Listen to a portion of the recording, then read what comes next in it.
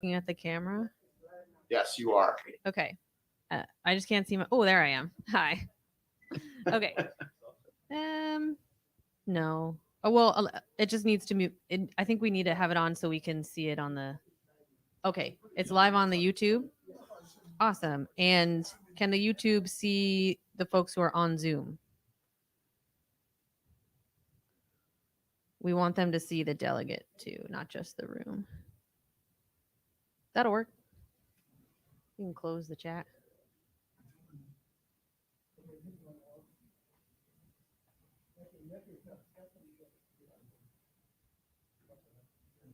Whoa.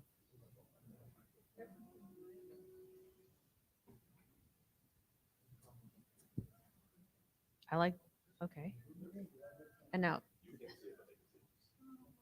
and they can see both of us. Perfect. Okay. All right. We're getting started. Yes. Why don't we sit? We can sit up here and just chat. I'm not going to use the podium. And we can get started on in our 1F for our session here this morning. Awesome. Okay. And we have to use the mic so everyone can hear us. So we'll just pass it back and forth. All right. Good morning, everyone. Thank you for being here. All right. I know it's a small group here, but I'm going to need a little bit more energy. Good morning, everyone. Good morning. Thank you. Thank you. Thank you. Okay. Awesome. That's the kind of energy we need to bring to this session today. I'm excited to be with you. My name is Rebecca Rear. I'm the Director of Climate Policy and Justice at the Maryland League of Conservation Voters. And many moons ago was Dr. Wilson's graduate student. So I'm a graduate here at the University of Maryland School of Public Health. So background in public health. Excited to be here at the 9th symposium. And thank you all for joining us for this session, legislative efforts to advance environmental justice in Maryland. And we're joined today in person by Senator Arthur Ellis, and we are joined virtually by Delegate David Fraser Hidalgo. So thank you so much both for joining us. And we're really going to get into some of the history of efforts to address environmental justice in Maryland through legislative efforts.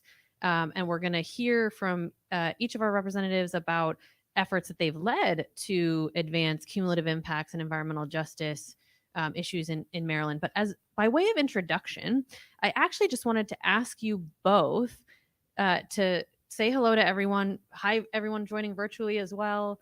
So thank you for being here in the room and virtually. But I wanted to ask you, introduce yourselves to our audience and what first made you run for office. So just by way of introduction.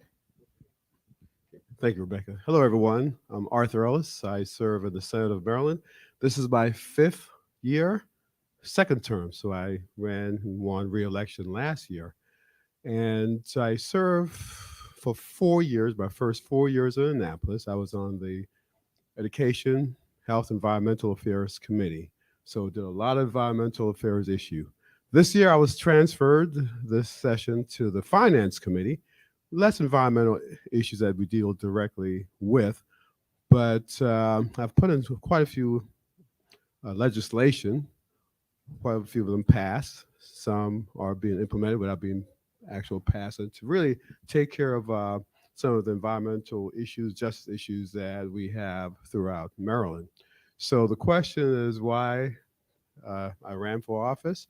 So many things weren't being addressed. So many things weren't being done with my former senator from Charles County. We have the worst commute in the nation. Charles County, 77% of our constituents who works go to work in DC North every day. And we have the worst commute in the nation. And you hear people use worst, good, best, but this is not my words alone analysis. Bloomberg and the state highway administration did studies and compared nationwide with travel time. And our constituents have the worst commute in the nation. So no one was doing anything about it. So fast forward, my 5th year in office, I put a bill in, my very first bill to have light rail taking our commuters from Charles County through southern Prince George's County into Washington, D.C. And it passed. And this year we have several $100 million in the state budget to do called NEPA, National Environmental Planning Act, to engineering work, environmental work, to actually go to construction. So tremendous progress, support from the environmental community, and just that was my major reason for running.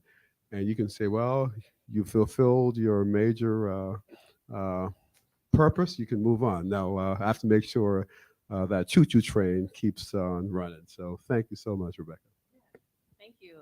And Delegate Friedrich Hidalgo. Well, first of all, thank you very much for having me. Thank you for having us.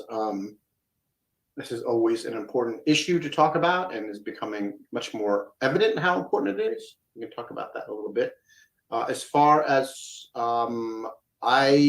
this is my 10th, going into my 11th year in the General Assembly. I served on the Environment and Transportation Committee, where I did a lot of work on environment for the last 9 years, and then recently went over to Economic Matters, where we deal with a lot of the climate change issues when it comes less environment and more climate change. So think like utilities and electricity generation, business, solar, wind, that kind of thing.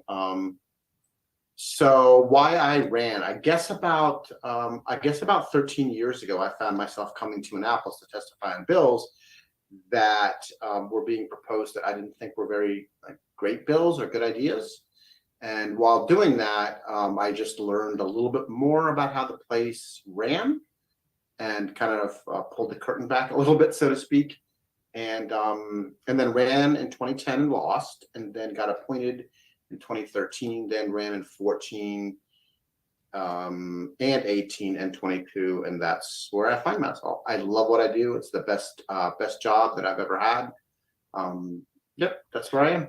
That's great. And I before I ask each of you a specific question about how you've led on environmental justice, legislatively, I also am curious, when did you first encounter an environmental justice issue as an elected official? So what was the first EJ issue you remember sort of being presented with or noticing once you were in office? Okay, yeah. Excellent question. So my main commercial area in Charles County is a Waldorf community, which is our main business area. And I was so disgusted, even before I ran. I mean, the highway was taking care of all. The grass was really high on the highways and the median, we have a wide median. The trash was accumulating. And I'm like, this is wrong. You know, the state owns the highway, and the state is responsible for cleaning up the highways. Like, I own my home, I'm responsible for cleaning up my yard and my home, right? And so the state was negligent. And Waldorf is a majority black, a lot of Hispanic have moved in, and a small number of Asian Americans. And it's being ignored. And I go to majority white areas, the grass is cut, the trash is picked up. I'm like, this is wrong. This is really wrong. So I told the state highway, my first meeting will be with you guys when I become senator. This is when I was running. And it will be about you picking up the trash and then cut the grass in that order. And I kept my promise. My first official meeting when I became a senator was with State Highway, the engineers, and you will. And they did. And so it's beautiful now. The grass is cut. You see this time of year the crepe myrtles are blossoming. It's amazing, you know. We look like we're a majority white area. But, you know, we knew that I knew they could do it. And we got that. I got that done the very first year in office, first month. And I said, oh, really? You can do this. So my focus went statewide on the Washington, D.C. metro area, Baltimore areas. The roads were trash, you know, and so I put legislation in continually over 2 years to require State Highway to pick up the trash across Maryland and to cut the grass. And they're like, well, we don't have the people to do it. Well, hire contractors. You know, we have the money in Maryland. We boast that Maryland have the highest income in the nation. We collect a lot of taxes. Well, why are some of our major roadways trashy and grass? So, we battled them and they resisted under the Hogan administration. Fast forward this year, Governor Moore was sworn in. We had that conversation, and State Highway sent me an email saying that we are launching Operation Clean Sweep to clean up the DMV and the Baltimore suburbs. They picked up over 300 tons of trash. Okay. And they measured and they sent me the email, let me know how many tons of trash they picked up. And they are continually maintaining that. So if you drive through the Washington suburbs now, if you drive through Baltimore, you'll see the grass is cut. I came up on 95 from the Wilson Bridge this morning up to College Park, and there were people up there picking up trash because you don't let it build up, you keep picking it up. And you also cut the grass. And you do that drive, you'll see the difference as we speak. So I'm very happy that we pushed that, and that was one of the number one things. That's a low hanging fruit, right? And so that fruit is picked, and I'm so happy. And we had University of Maryland faculty, Dr. Roberts from the university, come and testify about the impact of trash being on our roadways, the impact of grass being tall, uncut, rodents, health, and not just physical health, but mental health, how we feel about ourselves and our community. And this was a governmental responsibility to do that. And they were not doing it. Disgusting. I grew up, I was a janitor in high school, so I know how to get my hands dirty, proudly clean up office buildings. So I know that when we put an effort in to clean up things, it can be done. And so I'm happy to say that mission has been accomplished, and we have to maintain and continue the process of making sure that every citizen in Maryland feel good about their community. When they drive down the street, when they walk down the street, the grass is cut, the trash is picked up. Environmental justice, and I have more bills that we will talk about. I won't continue, but that's one non-legislative action that was important to us in Maryland, which I can honestly say mission accomplished. You don't often get to say mission accomplished, so that's congratulations on that. And I think one thing I just wanted to lift up, because I do work for the League of Conservation Voters, is that election clearly the outcomes of elections matter, and that can make a difference. So just a friendly reminder to vote and bring your friends to the polls. So with that, I'm going to turn it over to Delegate Fraser Hidalgo. And the question: when did you first encounter an environmental justice issue as an elected official? Yeah, it's a great question. I would say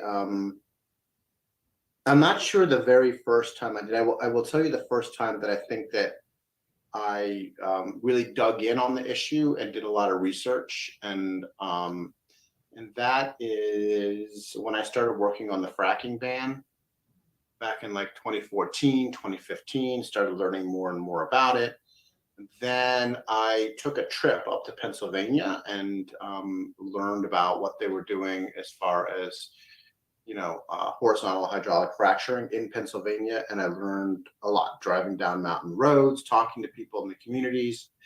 And that started to open my eyes, and I started doing more and more and more research. And then what we ended up doing is I put in a bill to create a moratorium so that we would not frack in Maryland for a couple of years while we researched it more, which we did. And then I did a lot more research and took our entire committee, Environment and Transportation Committee with the chair.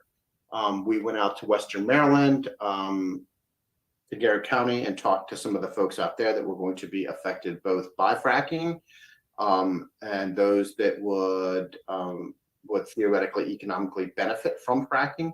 So we had a big town hall, and we had, I don't know, over 100 people there. And some of them were, we want fracking because we want the money, and the others were, we don't want fracking because it's bad for the environment.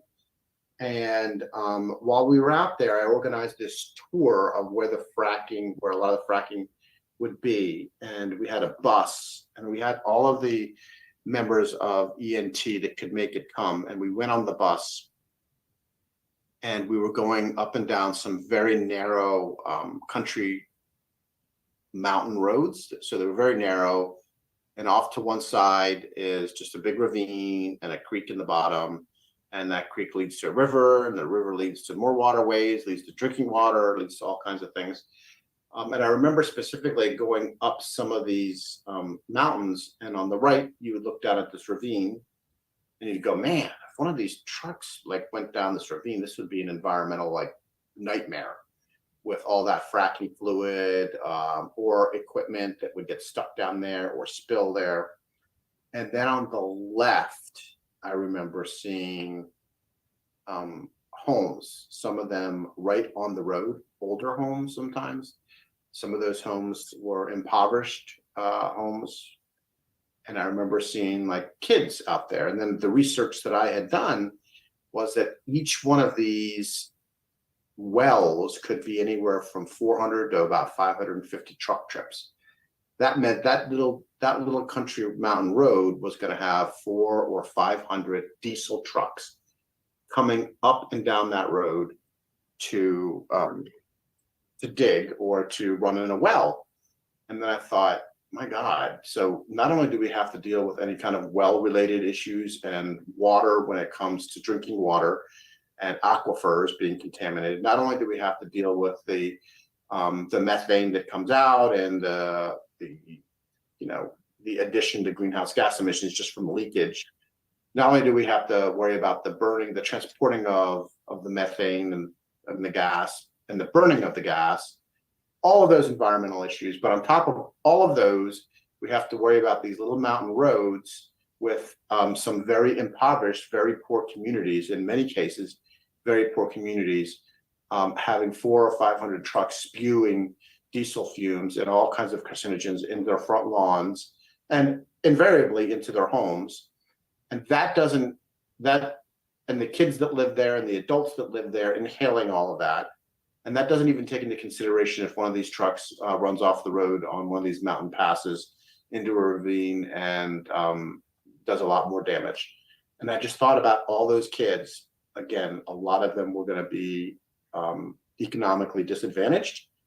They were going to be put in a position where they were going to inhale and ingest a lot of pollution. And so that was probably, Rebecca, my big first piece where I was like, oh my God, what are we doing? That's it. Then the next year we passed the bill and we banned fracking. So that was a win. If I recall, public health was a big part of that argument, and that helped people who didn't necessarily identify as environmentalists, let's say, but started to see the impact, the health impact. When I distinctly remember a mom coming to testify and saying, I moved to Western Maryland because it was quiet and peaceful and the air quality was better than where we were living. And my kid was having seizures. So we moved out here to actually help. He has chemical sensitivity. And he's had less of an issue since we've moved out here. And since they've started bringing this equipment here, it started back up again. And so, yeah, absolutely. And Rebecca, you and I worked on a lot of that together, and that was a really big piece for me. That was an eye-opening epiphany for me, is the absolute direct connection between public health and climate change and the environment. But public health goes hand in hand, and I have been fighting ever since that time to try to link, and I'll talk more about some of my bills, but to try to link those two, because most people I don't think most people realize that increased levels of asthma, increased levels of potential learning disabilities, all of that stuff is directly linked to climate change. And how many folks listening, how many folks in the room have understand that link? Like, so you can give a personal story, you can talk about, and have you told that story to your elected officials? Yes? Yeah? No? So just, something to think about. If we're hearing directly from folks that it's important to make that connection, and you have the stories that help make that connection, help us by making your voice heard in this conversation.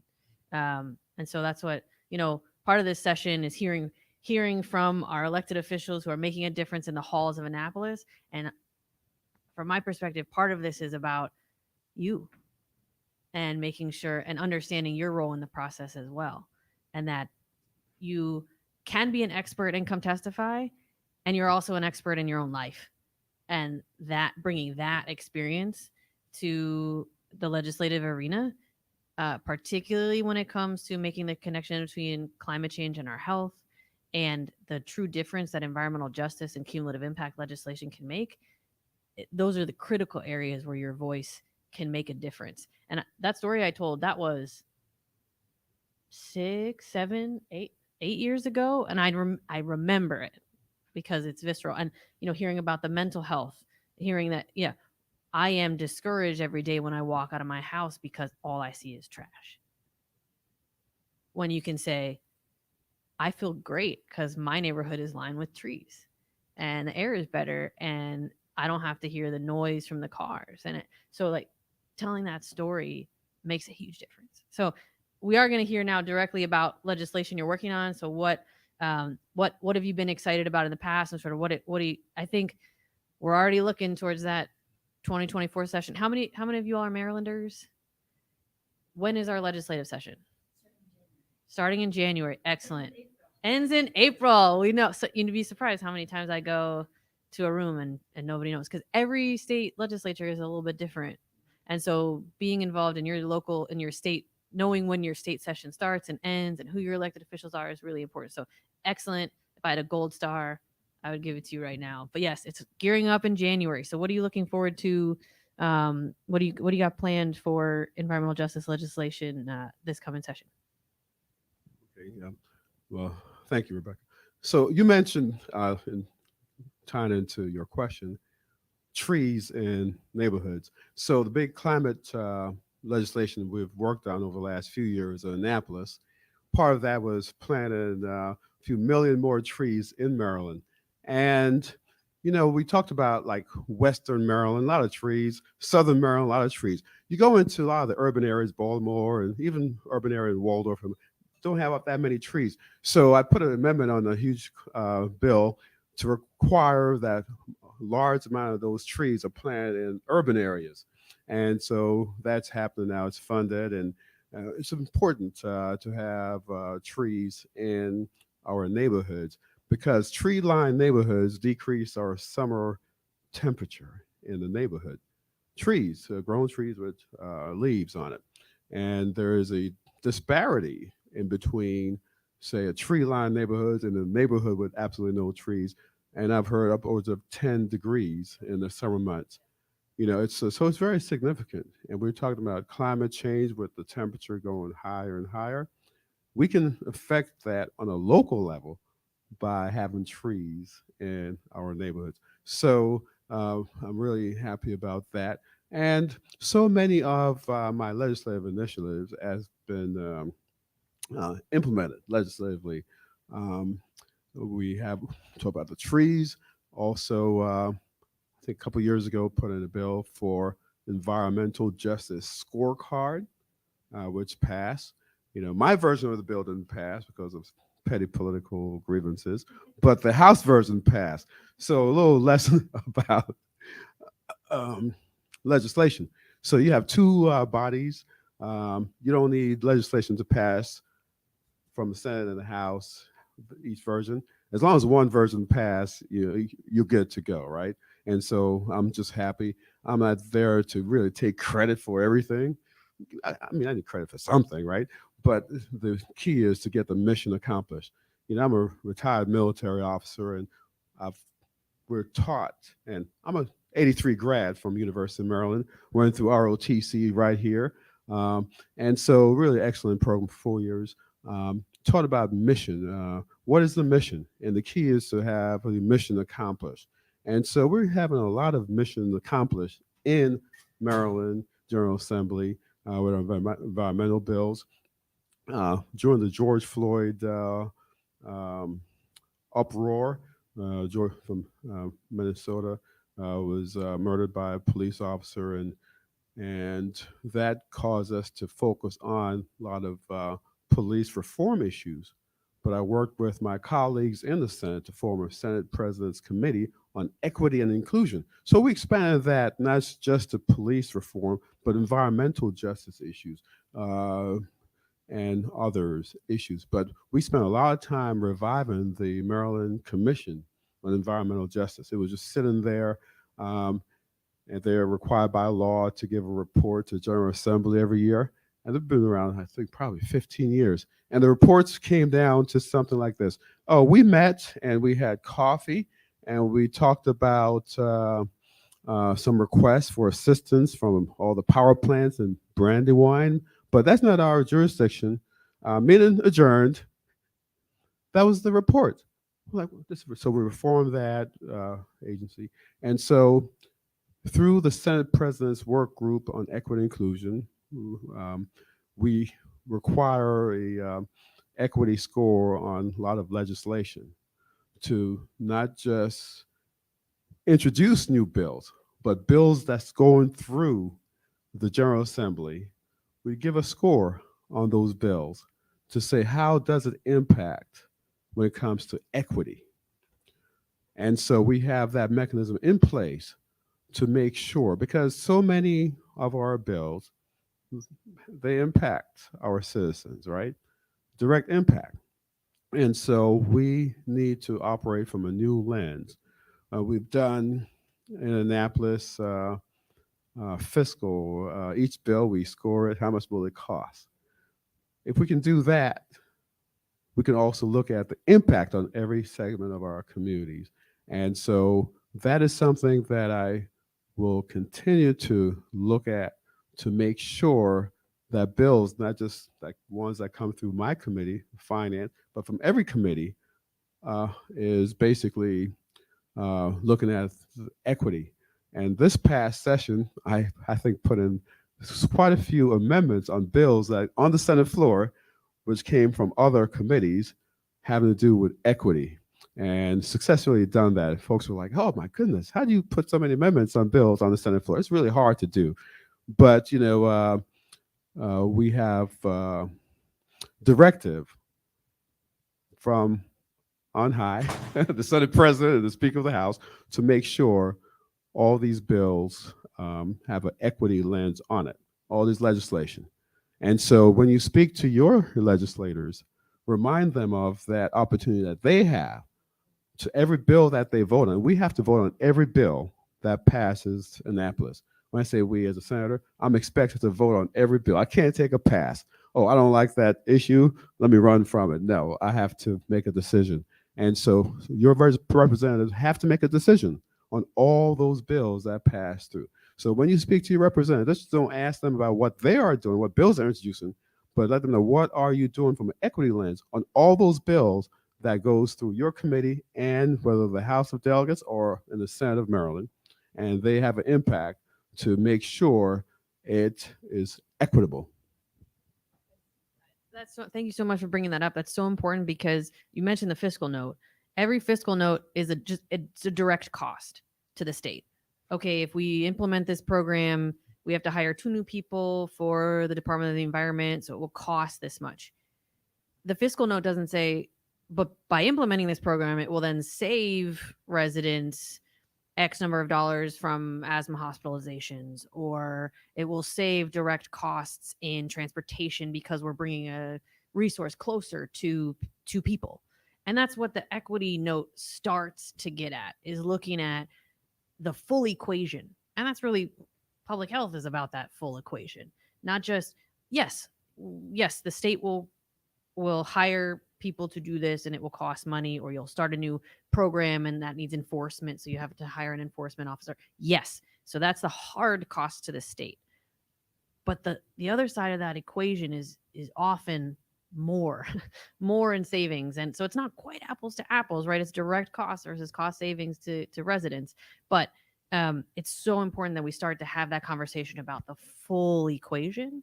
And something like the EJ, the screening permitting, including an EJ score on the permit, is also getting at that issue as well, by saying every permit applicant for certain kinds of permits has to now include that EJ score when they submit an application for a permit to the Department of the Environment. And the Department of the Environment is interested in building on that because of that progress. Well, what do we do with that score? And currently the Maryland Department of the Environment does not have the authority to alter or deny a permit based on an EJ score. But as a result of the election and the appointment process, we have a secretary who is interested in her agency having that authority. Elections matter, go vote. So it's, and I'm sure we'll talk about that later in in an afternoon session where the Secretary of the Environment, along with a couple other secretaries, are going to be on a panel. So a little plug to join us for that discussion. So really, really important initiatives that truly are making a difference in people's lives. So, and if you're interested in how your elected officials voted on any number of environmental bills over the last several years, the scorecard is an accountability tool that the Maryland League of Conservation Voters offers. So you can check out our scorecards and say, how did you vote on that? How did you vote on that bill? Yeah, we have 100% legislators here. But no surprise that Dr. Wilson would only invite 100%ers here to the conference. So, Delia Fraser Hidalgo, over to you. What looking forward to 2024? What legislation are you excited about? So a couple things. One is, I think, you hit the nail on the head. When we talk about climate change and when we talk about the bills that we put in, when we talk about climate change policy, I think it is imperative. It is absolutely imperative that we consider all the externalities. And when I say externalities, that's basically what you were saying, Rebecca. Like, we have to figure out what all of this means.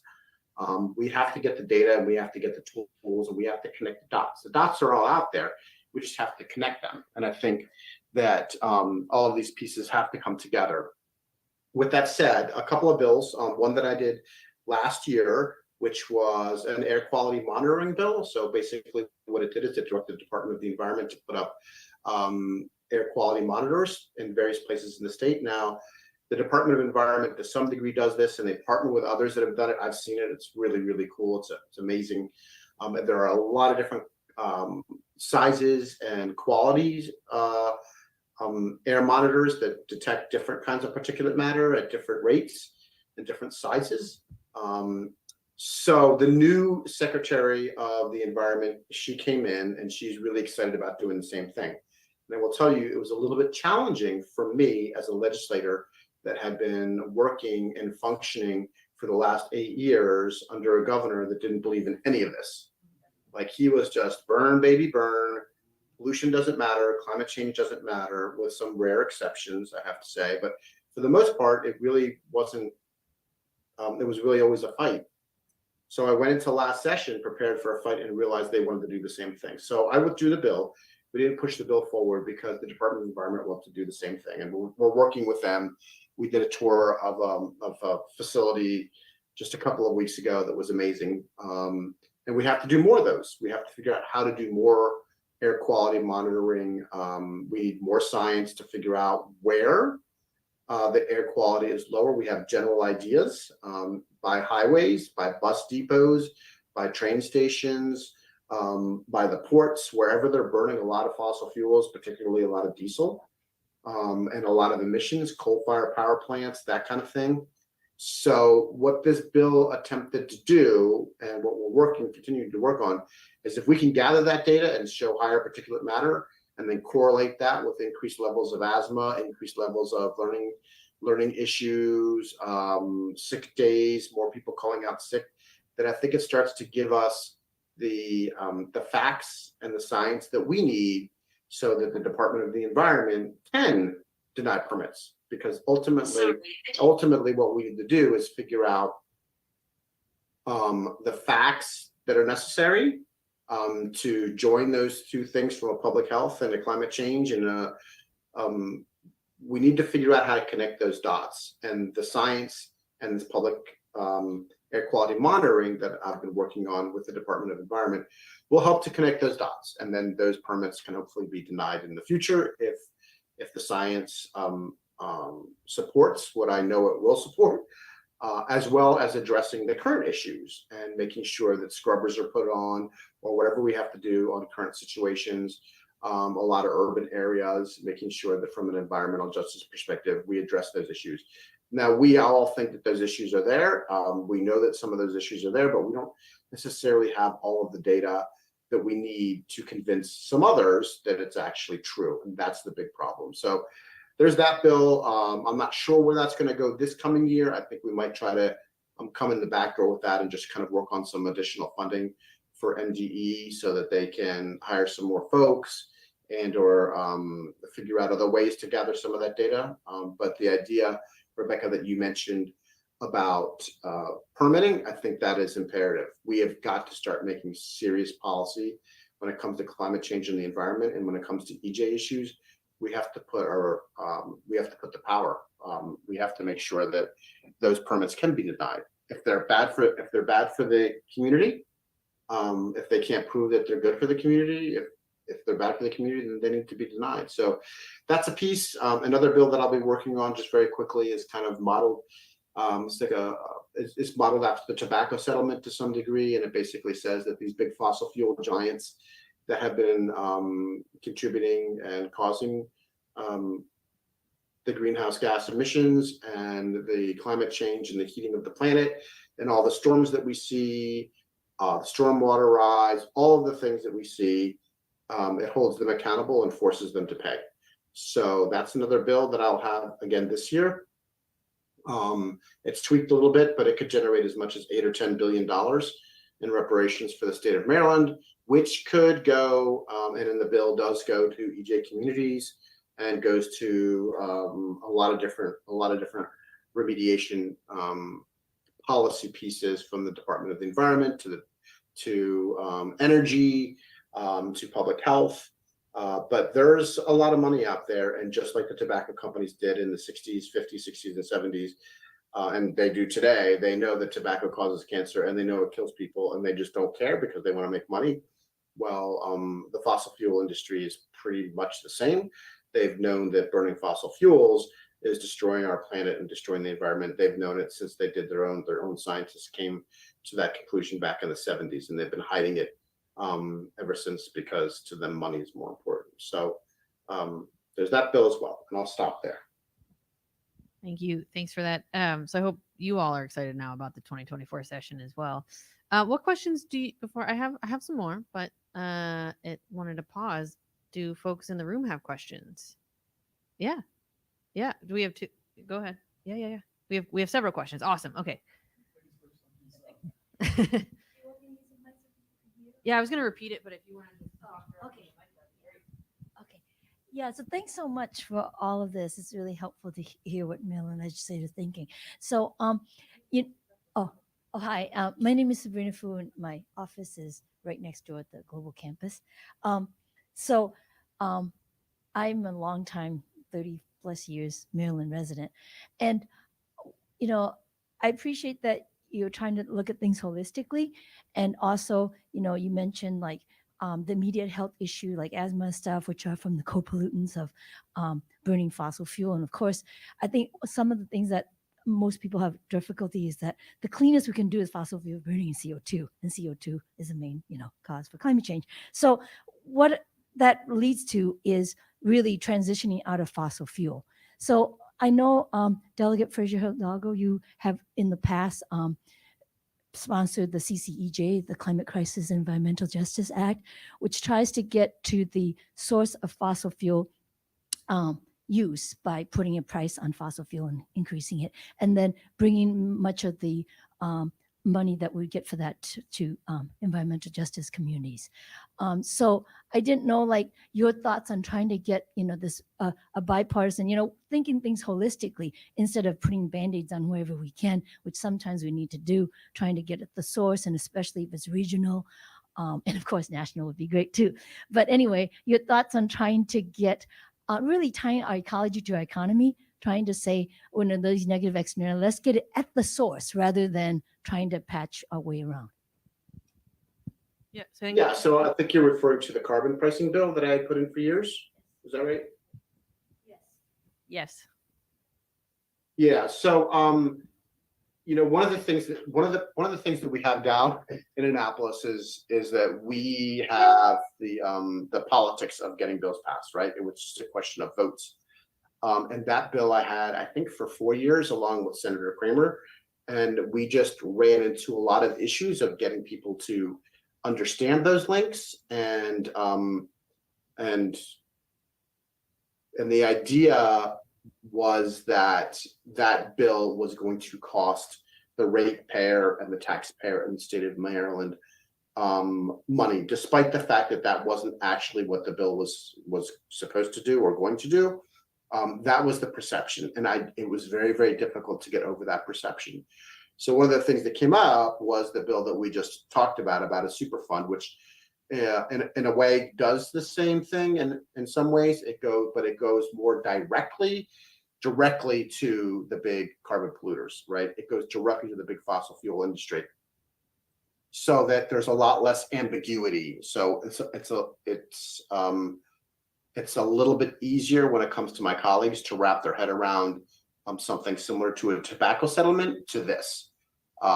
Just going directly after, BP Shell or ExxonMobil, or specifically like Saudi Arabia, Aramco, those kinds of things. So that's the direction that seems to be. I think I'm hoping I can get a little bit more traction, because the last bill I had for 4 years, and I just could not get the traction to get the bill across the finish line. That answer your question? Sort of. All right. Well, one thing, an opportunity right now, the Maryland Department of the Environment is in the process right now of writing their climate plan, right? So the Climate Solutions Now Act passed in 2022, big climate bill, and set targets for the state to reduce our emissions 60% by 2031. That's ambitious. That's the most ambitious short-term goal in the nation. We should be proud of that. It's important. We need to do it. How? How do we do it? MDE is grappling with that question right now. They're having a virtual listening session on the 26th. So you can tune in, get the download on what they're thinking about. Public comment is open until October 15th on the climate plan. So if you think the state should implement a cap and invest program. I've already talked to them about Yeah. it.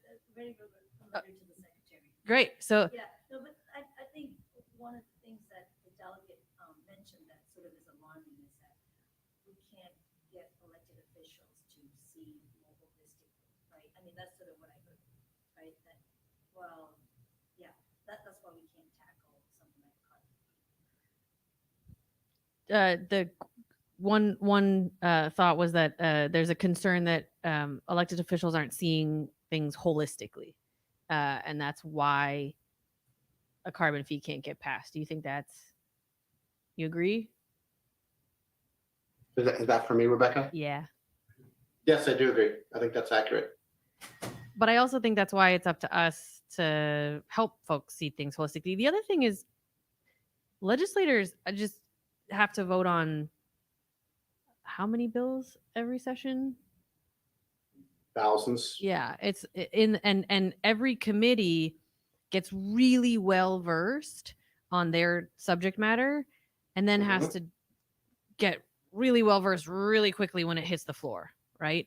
And so the folks on the various committees might be really well versed and they sat through the hearings, they get why the carbon fee is so important, or they'll understand why, if it gets out of committee, it's because it has the support of the committee or the majority of folks in there. When it hits the floor, you all of a sudden have dozens more people who are weighing in on this legislation who didn't sit through the hearings, who didn't hear that personal testimony, who didn't. So, but who have been dealing with, some of the other issues in the other committees, when you're talking about gun violence, when you're talking about legalizing marijuana, you're talking about, there's really important societal wide issues that the other committees take on. And so it's up to us as advocates too, to make sure that everyone, because like you said, legislator, you don't get to back off when the vote comes up, you're still making a choice. So that's when you as constituents really make a difference in that moment. So like paying attention when your bill hits the floor, knowing that that's going to be really important. So there's some process stuff we should know and when to weigh in. Yeah, we have another question. Yeah, please, if you don't mind.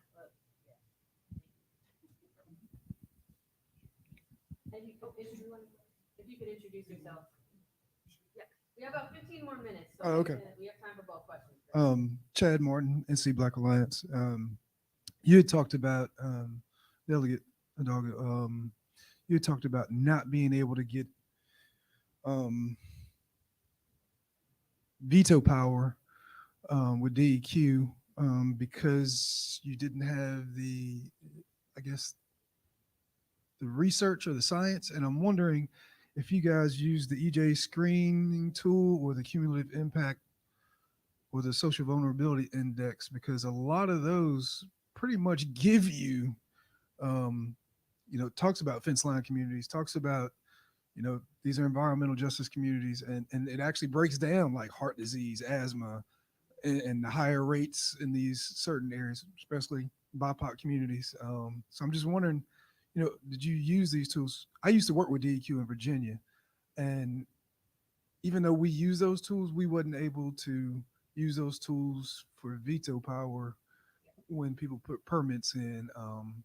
But it sounds like you guys have somebody who's actually on board. So I'm wondering, so my question, sorry, went the long way. So my question is, why wouldn't you go for a bill right now when you have a secretary who is more in favor for you? Because if you get it in now, what happens when that person leaves and you get somebody else that's not in there that is not on board?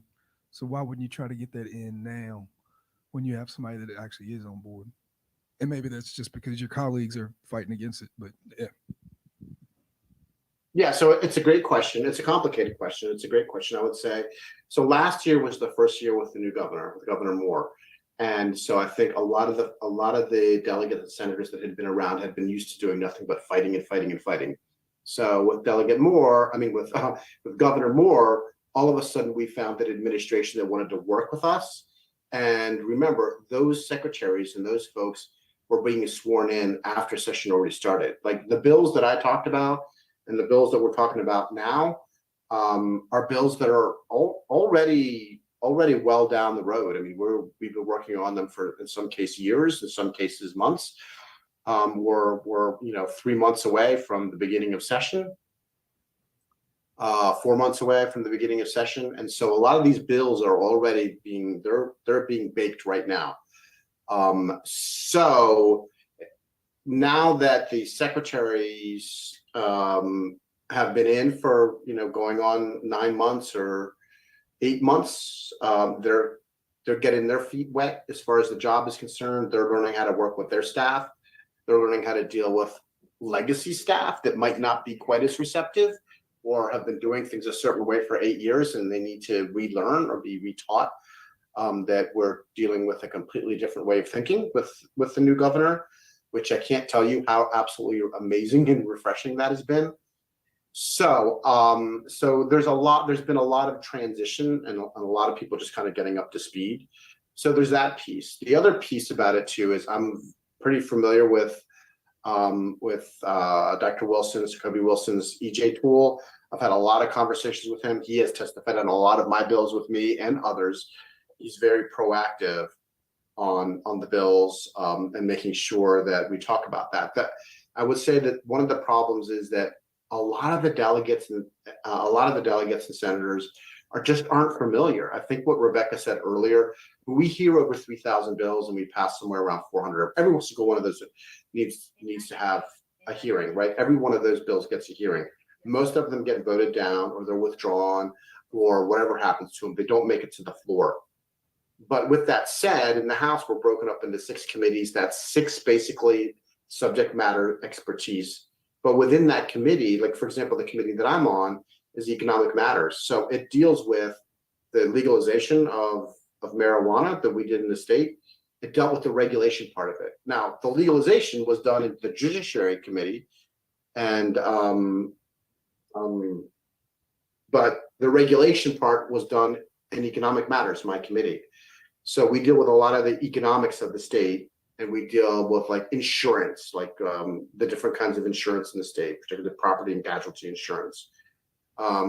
And we also deal with the utilities. So we're dealing with PEPCO, BG&E, the Public Service Commission, PJM. We're dealing with all that as well. So the breadth of subject matter just in my committee is pretty broad. I mean, to go from property and casualty insurance and business regulation to utilities and climate change is pretty big. If you look at environment and transportation, they're dealing with transportation issues and environmental issues, but they also deal with some issues when it comes just to the House and the Senate, like procedural issues. So you put those things together and you have committees in which people don't always dig in and know a lot about specific subject matter. I don't know a lot about the subject matter, for example, in HGO, which is Health and Government Operations. That's healthcare and all the government stuff. I know very little about that. So I think that in my committee in particular, and in ENT, Environment and Transportation, you just have a lot of people that are even within those committees they struggle with the subject matter because it is so vast. And it is a citizen legislature, so we're only in session for 90 days. And I can't tell you, and Rebecca, I'm sure, and Senator Ellis will say the same thing. How many bills people just said, I just don't understand it, so I'm not going to vote on it. Let's just hold the bill because I don't understand it. They either miss the bill hearing or they don't get the subject matter, and so they're not comfortable voting on it. And a lot of times, whether it's the EJ screening tool or others, people don't understand it, and it's hard for them to kind of grasp that in a 90-day session. So sometimes it takes years to get a committee up to speed. And I will tell you that in some of these committees, there are a lot of new members, and every time there's an election, every 4 years, a new set of delegates and senators come in, and they get assigned to committees. And sometimes they get assigned to committees and they know nothing about the subject matter in that committee, and they have to be brought up to speed. And that can take 2 or 3 sessions to get them brought up to speed. I hope that helps answer. I mean, I think we are making progress, and I am optimistic. It just takes a little while to get there, and I know that we don't have that. So we don't have that time. So I push as hard as I can to try and push the ball as fast as I can, but there are just a lot of limitations. Yeah, and the delegate is 100% right. And I've seen a mistake that advocates generally make is they might go to their favorite legislator in the House or their favorite legislator in the Senate, and you introduce a bill, and the Senate or the House hears this, and then it comes over to the other body, and you have to really start over again, right? A bill passes the Senate, it goes over to the House, it starts from scratch over there, and vice versa.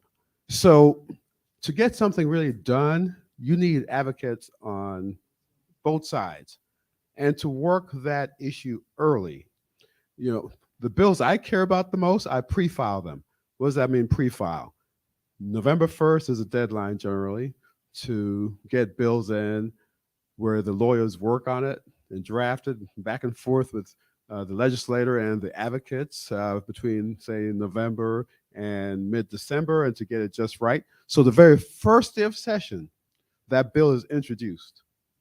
And that bill is heard generally the very first week when committees start to have hearings. And even when I do that with my major initiatives, it will take almost 89 to 90 days to pass. And a lot of people don't understand that.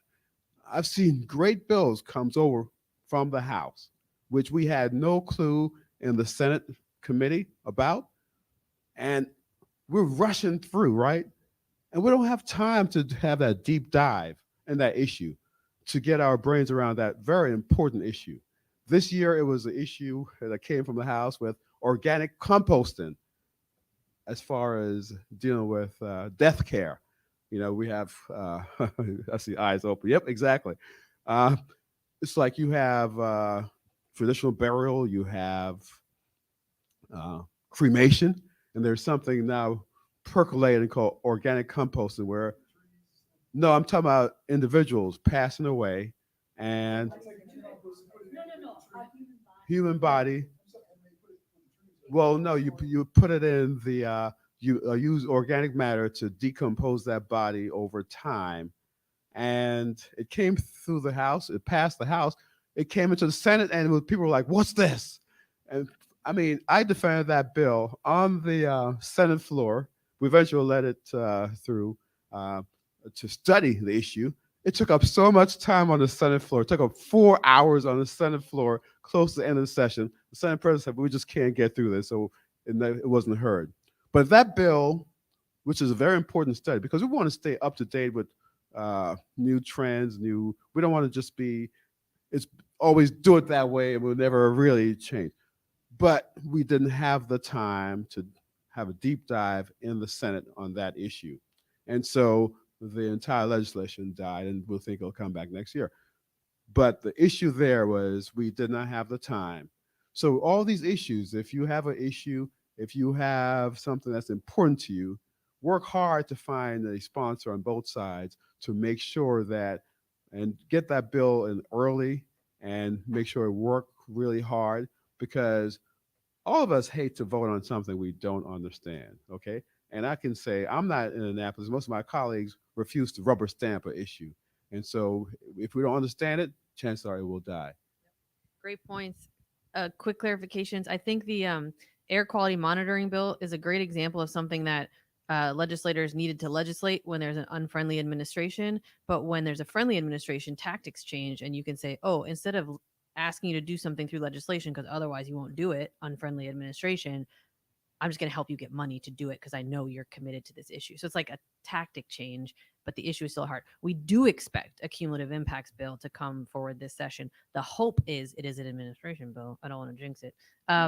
But because we have a committed secretary, which changes the game entirely from an advocacy perspective, and the mapping tools are critical. And in the state of Maryland, through the Climate Solutions Now Act, we defined in statute definitions of overburdened communities and underserved communities. And Dr. Wilson's team and the state of Maryland are working on mapping tools so we know exactly what communities we're talking about, so we can allocate, we can apply a Justice 40 lens on every policy, every program, so that funding can get allocated to communities that are overburdened and underserved. And a lack of definition can no longer be used as an excuse for inaction on the issue. And that was why those definitions got codified in Climate Solutions Now. And we're working to create county by county maps to go out, because the state doesn't have infinite resources. So Maryland LCV is working on a set of maps that we can then reach out to counties individually and let them know, here's those maps, here's these definitions, apply for federal funding and allocate it to communities who need it the most and where it can make the biggest impact. Just a couple of quick follow-ups on that. I think we have two quick questions and then we'll wrap up. So quick questions. Hi, my name is Sarania Tharmaraj. I'm a third-year PhD student at Johns Hopkins Bloomberg School of Public Health. My areas of work are in health communication, policy advocacy, and entertainment education, so using theater and film. And right now I'm working in climate communication, and I'm hearing a lot about the importance of communication to constituents as well as to other policymakers. And in terms of these behaviors we're talking about, these advocacy behaviors, so like going out and voting, signing petitions, talking to legislators, what do you think is the best way to communicate that to people to do these behaviors? And I'm thinking more specifically about this link between climate and public health. Like, how important do you think that is to bring out? Because also climate can be very polarizing. And I mean, public health can be too, but I'd like to think that, especially at the local level, what do you think is the best way to communicate that to, just people trying to advocate for these policies? So I would start by saying one of the things that we worked on when we banned fracking in Maryland is that we looked in Pennsylvania and in some of these communities, and we saw 2 to 3 times increases in emergency room visits for kids, for adults, for pregnant women with bronchial related and other issues, but they increased 2 to 3 times from before they started fracking to during fracking. And so the question is that attributable to air quality issues? Is it attributable to well and water contamination? There's a lot of different things, but I think, when you talk to your friends and family in a particular community, I think that the idea of asthma and other related issues kind of, I don't know that is quite the third rail as climate change is. It seems like climate change is just a big third rail today, which I don't understand why it is. It's just science, but it is. So dealing with that means that maybe you can bond with people and agree on things like asthma, or learning disabilities, or lead, those kinds of things. I don't know if that helps, but I think that maybe not using the word climate change, but using the word health, public health, or emergency rooms, just kind of bringing it down to earth for some of those folks. Does that help answer your question a little bit? Yeah, and I can offer my two cents on that issue. Communication is very important, always to each other, to like your legislators. So also focus. Okay? There are a lot of issues that we have in this space when it comes to environmental justice. I mean, I could talk about 4 hours other stuff that I'm working on, right?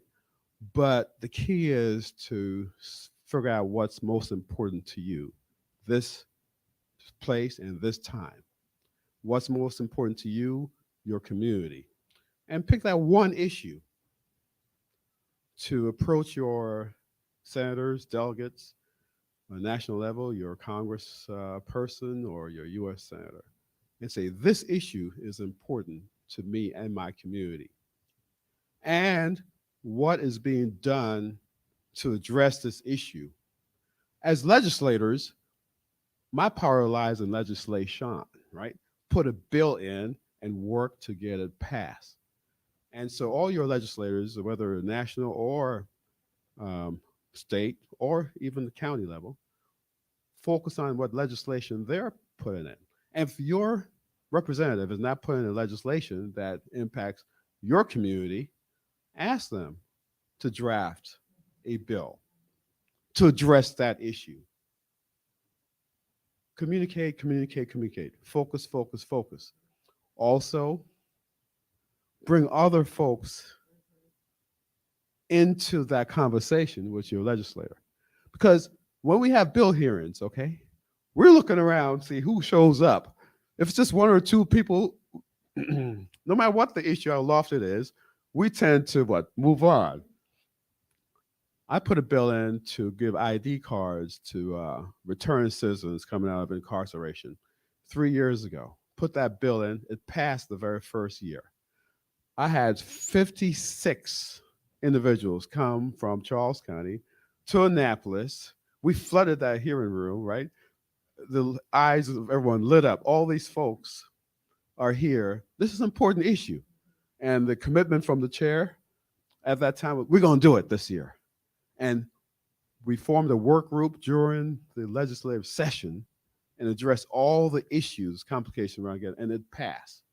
So issue that's important to you, issue that's important to the community, get folks to focus on a legislator to put a bill in to address that issue and communicate to your relatives, your friends about the importance of that issue and work with that individual who will introduce bill. So in Annapolis, I can introduce any bill on any topic at any time. Okay. Just because I'm the finance committee, I don't have to do the stuff economic development, transportation. I can put a criminal justice reform bill in, a budget bill in, any bill, any issue. And I've done that in my 5 years in Annapolis. My bills have passed every committee and every topic area because I just don't represent folks who care about LGBTQ issues or folks who just care about light rail from Charles County to DC. I mean, I represent everyone, maternal health, the disparities there, past bills. I mean, if it's important to you, if the issue is important to you, communicate that to your legislator. And it's their responsibility to be responsive to you. And if they are not, then you communicate to them that you will hold them responsible when you have that voice where you are the boss, i.e. elections. There we go. How many of you have experienced a hotter summer this summer? Have you noticed more rain? More erratic rain, right? So it's like it's really dry and then really. Did you know Maryland had its first locally acquired malaria case recently? Yep, had NAS, so vector-borne disease. when it's a really hot day, do you have someone in your family that you're particularly worried about because of that heat and you think they're a little bit more vulnerable? Maybe a kid, maybe an older adult, maybe your neighbor, those who are unhoused. That's how you get people. That's how we talk about climate change and health. Not so the carbon dioxide and we can do that. We can do that. If you want a technical presentation, I'm here with you. I'm here with you. If your audience, if you want to do storytelling, if you want to do, ask questions. Help people see themselves as part of the solution. Help people see their neighbors as vulnerable to the impacts, and that being a part of the solution makes a difference.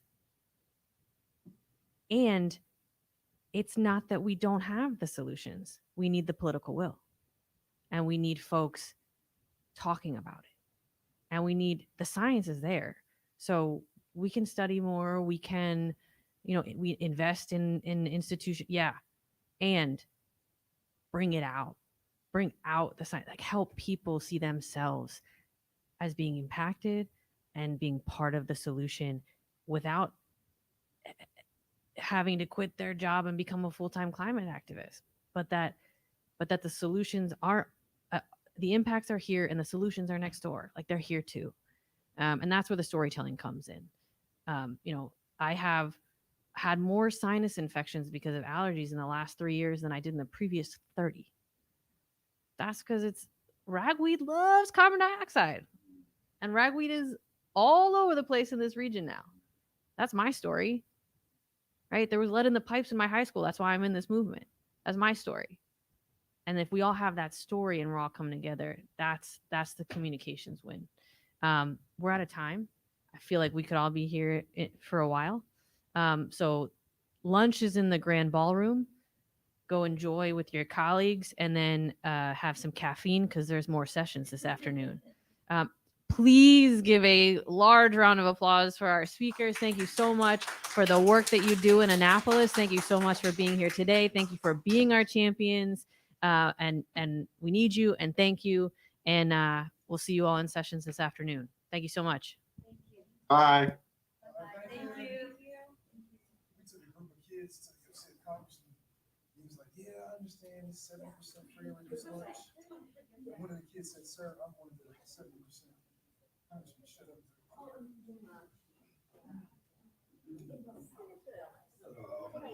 Oh.